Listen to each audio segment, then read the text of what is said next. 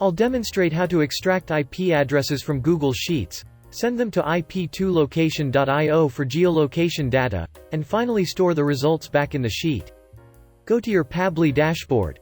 Click on Create Workflow to get started. Write a name for your workflow, then click Create. Search for Google Sheet and select it. Select New or Updated Spreadsheet row for the trigger event. Create a new Google Sheet and fill in test data. Then, go to Extensions, Add-ons, Get Add-ons. Search for the Pabbly Connect Webhooks add-on and install it.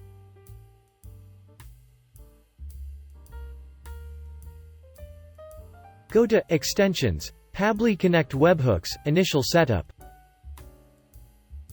Copy your webhook URL from Pabbly.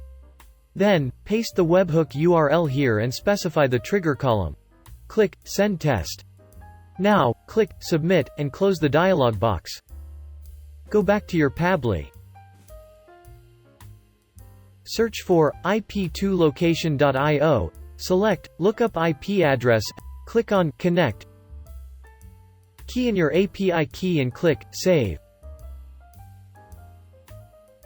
Select the IP column from the Google Sheet as the IP address source.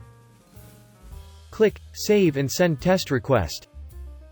Go back to the Google Sheet and create another sheet. Add an IP, country code, country name, region name and city name to store the IP geolocation result. Go back to Pabbly and search for Google Sheet app. Select Add New Row as the action event. Click Connect and sign in your Google Sheet account.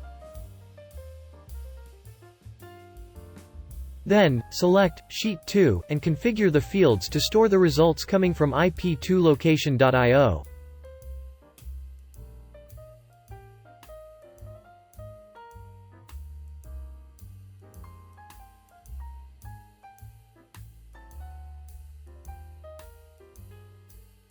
Click Save and send test request.